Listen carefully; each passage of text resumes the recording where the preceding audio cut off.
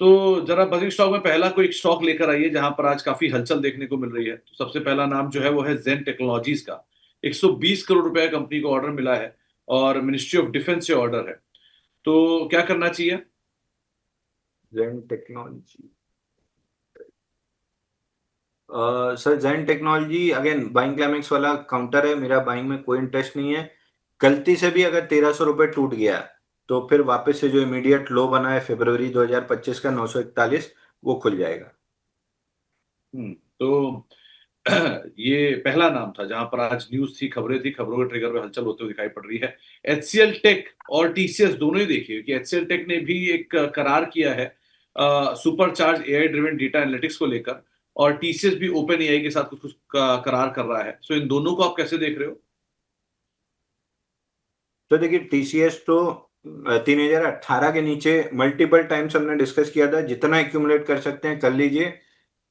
Traders का पहला target 3323 जो ऑलमोस्ट आ रहा है। आज का हाई 3270 बन गया है, तो ऑलमोस्ट 30-40 रुपए रह गया, और 3000 के स्टॉक में 30-40 कोई बड़ी बात नहीं है, तो आ जाएगा। अगला टारगेट 3586 है, और अगर आप इन्वेस्टर हैं तो आप ऑल टाइम हाई के पहले, कोई दिक्कत नहीं है, कोई जरूरत भी नहीं है देखने की, आराम से ऑल टाइम हाई मिल जाएगा। एचसीएल टेक पे डेली चार्ट प्रॉपरली अलाइंड है, मंथली चार्ट प्रॉपरली अलाइंड है, वीकली पे 10 अबो 20 आ गया है, और बस 20 अबो 50 आ जाए तो कंफर्म यहां भी हो जाएगा। 1737 का एक रेजिस्टेंस है, ये निकलने के बाद ऑल टाइम हाई खुल जाएगा।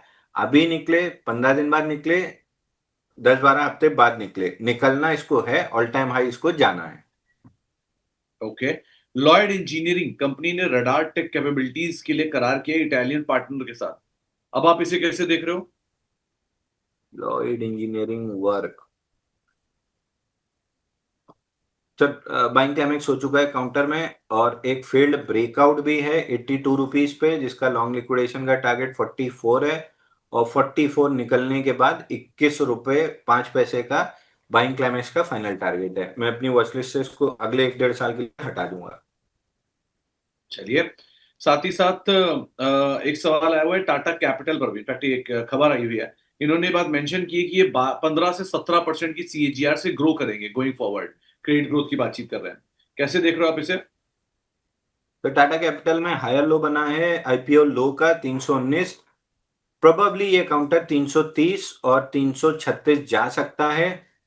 उतना अच्छा आईपीओ बेस नहीं है कि मैं बाई कर लेता, बट जिस आपका मोमेंटम है, अगर मोमेंटम प्ले करना है तो 319 के स्टॉप लॉस से किया जा सकता है। ठीक है। रिलायंस इंडस्ट्रीज में एसएनपी ने एक रेटिंग बढ़ाई है, ए माइनस की है, स्ट्रॉन्ग कैश फ्लो को देखते हुए, स्टेबल आउटलुक को लेकर। रिलायंस इंडस्ट्रीज आपके पास है ऑलरेडी, आप पहले ही मेंशन कर चुके हो, लेकिन स्टिल कोई राय? जब मैं ऑन द डिप्स ऐड करूंगा, अगर मेरे को 50 डे मूविंग एवरेज मिल गया 1487, तो मैं बम्पर एंट्री मार लूंगा। और अगर उसके वो ना मिला, और पहले ब्रेकआउट मिल गया, 1597 के ऊपर, तो भी मैं बाई कर लूंगा। दोनों केस में मेरे को 2200, 2000 से 2200 जाते हुए दिख रहा है। अब मैं रिलायंस में लगभग रोज ही ट्रेड करता हूँ, क्योंकि मेरे पास डिलीवरी पड़ी हुई है, मैं कवर्ड कॉल राइटिंग करता रहता हूँ। उसमें जैसी थोड़ी प्रॉफिट हुई, स्ट्राइक शिफ्ट कर लिया, नीचे एडजस्ट कर लिया, ऊपर एडजस्ट कर लिया, तो मैं लगभग अपने जो काउंटर्स मेरे पास डिलीवरी है, मैं उनमें ऑप्शन सेलिंग कवर्ड कॉल करता रहता हूँ। तो रोज बात करने में दिक्कत ये होती है कि आप सेबी के नियम में आते हैं, जहां ट्रेड कर लिया वहां पे आप बात नहीं कर सकते एक सेट विंडो में, इसलिए मैं अवॉइड करता हूं बात करना। ठीक है। दीपक नाइट्राइट, यहाँ पर कंपनी ने एक सब्सिडरी दीपक नाइट्राइट ने नाइट्रिक एसिड प्लांट शुरू किया है गुजरात वडोदरा में। आज रिएक्शन भी है स्टॉक में, क्या करा जाए?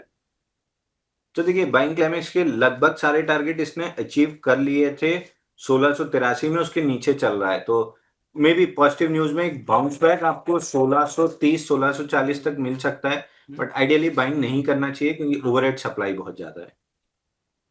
ठीक है। एक डेल्टा कॉप, जहां पर प्रमोटर जयदेव मोदी जी ने करीब करीब 14 लाख शेयर खरीदे हैं 68 रुपए 50 पैसे के दाम पे। ये ऑलरेडी बहुत बीटन डाउन है, क्या किया जाए इसमें? Sir I would not by this counter. Overhead supply इतनी ज्यादा है कि ये कितना भी अर्निंग्स और सारी चीजें दिखा दे, एक रिएक्शनरी मूव आ सकता है, बट सेक्युलर बुल रन नहीं बन सकता। मैं अवॉइड करके चलूंगा। यहाँ से डाउनसाइड कहना तो मुश्किल है, बट अपसाइड भी नहीं दिख रही है।